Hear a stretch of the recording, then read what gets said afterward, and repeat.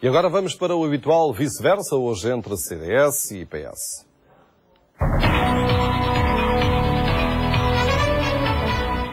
São nossos convidados esta noite os deputados Ribeiro Castro e João Galamba. Boa noite. Obrigado aos dois por terem vindo. Começamos pelo João Galamba. Hoje tivemos um encontro entre António José Seguro e Pedro Passos Coelho com essa declaração de que o corte na despesa é da responsabilidade do Governo e da Troika. Ou seja, de alguma forma, o PS a pôr-se à margem de todo este processo. Não era suposto que, sendo o Partido Socialista o maior partido da oposição e tendo até assinado o acordo inicial com a Troika, tivesse uma atitude mais inclusiva neste caso? O Partido Socialista está inteiramente disponível para debater e discutir todas as matérias, mas com uma condição prévia, é que essas matérias façam sentido. Ora, no contexto atual da economia portuguesa, não faz qualquer sentido cortar 4 mil milhões de euros na despesa.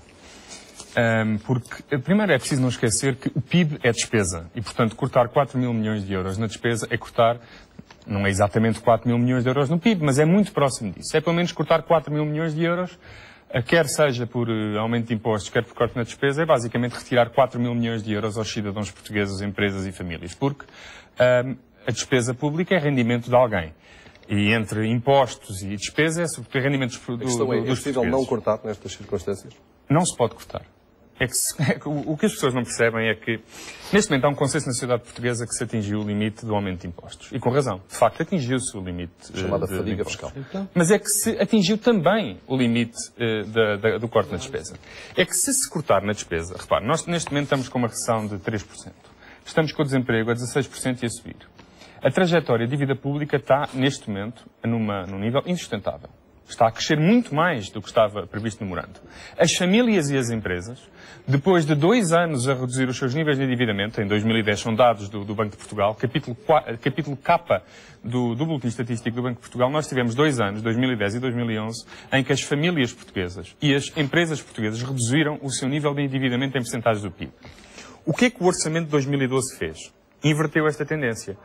Foi-se tão longe na austeridade, na tentativa do Estado poupar, que se inviabilizou que as famílias e as empresas poupassem. Neste momento, houve uma inversão de ciclo. As famílias e as empresas não estão a conseguir poupar. O resultado da austeridade, neste momento, é o contrário do que são os seus objetivos. O objetivo da austeridade é poupar. Ora, o resultado da austeridade é o inverso. O país, neste momento, poupa menos. O país tem aumentado a taxa de poupança. Mas o volume global de poupança, que é uma percentagem do rendimento, tem diminuído. Porquê? Porque o PIB cai. Ora, se nós vamos agora cortar 4 mil milhões de euros, eu já nem falo dos efeitos sociais desta medida, porque, obviamente, já se viu que a história das gorduras é uma mentira e 4 mil milhões de euros vão diretamente para pensões, para saúde, para educação, subsídio de desemprego, complemento solidário para idosos, que são prestações fundamentais para que a sociedade não se desagregue. Mas, para além disto, há a componente financeira. Se neste momento, eu digo isto com toda a certeza, se neste momento o país for cortar, isto já nem se fala dos efeitos deste orçamento, portanto, para além deste orçamento, o país já não vai sobreviver a este orçamento, mas se depois disso sobrevivesse e tentasse cortar 4 mil milhões de euros da despesa, eu garanto que havia uma bancarrota generalizada a toda a economia portuguesa. Famílias, empresas e sim, o Estado também. E, portanto, do ponto de vista social é uma aberração, do ponto de vista económico não faz qualquer sentido e do ponto de vista financeiro tem o efeito exatamente contrário àquilo que é o seu objetivo. Ribeiro Castro, a tese do Partido Socialista para esta declaração hoje de António José Seguro, já é uma tese que tem várias semanas, é que o Partido Socialista não foi até agora tido nem achado, é chamado a este processo apenas à 5ª revisão do memorando com a Troika e por isso não quer fazer parte deste processo. Bom, boa noite. Boa noite ao João Galamba e boa noite também aos seus telespectadores. Bom, o Partido Socialista não fez outra coisa senão ser tido e achado. Bom, primeiro foi tido e achado na geração do problema. O problema com que nós estamos, o último a gerá-lo, é uma dimensão descomunal, colossal no objetivo consagrado, foi o Partido Socialista nos governos de José Sócrates. E segundo, também foi tido e achado na redação do memorando.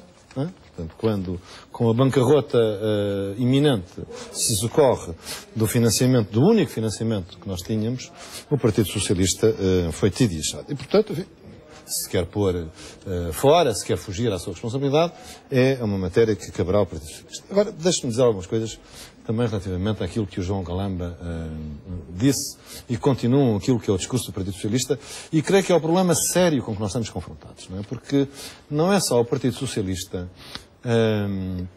ter responsabilidades no passado, é que mantém um discurso que é o discurso que nos conduziu ao buraco. portanto, é a negação, portanto, que é, pronto, por exemplo, o discurso feito pelo João Galamba, com todo respeito, como se a austeridade fosse uma escolha. A austeridade, não. A austeridade é uma inevitabilidade. Não é? Quer dizer, o que é que se passou? Não é? Nós, para o tempo das vacas magras, devíamos, no tempo das vacas gordas, ter constituído reservas. Não foi isso que nós fizemos. Nós gastámos tudo o que tínhamos e não tínhamos, gastámos quaisquer reservas que tivéssemos e mais, gastámos o nosso crédito. Nós perdemos o crédito. O recurso à troika, não é? Quando os mercados nos fustigavam com taxas de juro proibitivas, não é? Significa isso. É como... Enfim, hoje pus um post no meu blog, Avenida da Liberdade, e pus o seguinte título: fui à despensa e estava vazia. Fui à mercearia e ninguém me fia. Este é o problema em que está o país. Este é o problema em que o país se encontrou e que o levou... e este é o problema de que nós temos que ser. Não. É que nada disso é relevante para o argumento que eu acabei de apresentar. Não, ainda... É que não funciona. E para o futuro? É que não funciona. Não, tudo bem, mas esse é o problema que o PS devia, quer dizer, quando colocou a dívida pública. Vamos lá ver.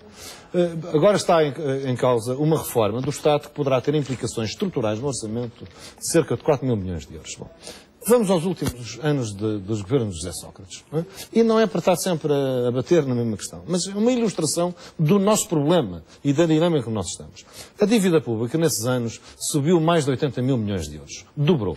Já estávamos no limite de Maastricht, em cima dos 60% do PIB de dívida pública, e passámos para cima de 100%. Aumentou quando? Mas diga lá quando é que aumentou, Dr. Rodrigo Castro. Bom, não, é que isso é importante. Aumentou mais nos últimos 2 anos da crise, é verdade. Não, foi com a crise. Não é que isso é preciso ser dito, é que também foi com a crise. desculpe, é que até há que não, é que isso não é verdade, Dr. Rodrigo Castro. Caiu de 63 para 61, desculpe. Não, desculpe. Até o início da crise, 63 para 61. Subiu, não, e disparou com a crise disparou. Os 70 mil milhões de euros. Com a crise disparou, mas antes disso não tinha aumentado. Em média, isso significa, João Galamba, em média isso significa, na verdade, que nós, nesses 6 anos, gastámos mais 10 mil milhões de euros do que tínhamos. Nós fomos sempre endividados. Isto é absolutamente insustentável. Mas agora coloca-se aqui uma questão política que é para ultrapassar esta situação. Estou de acordo que nós devíamos ter uma outra política europeia. Aliás, necessitávamos de ter tido outra política europeia. Aliás, de ter tido uma política europeia.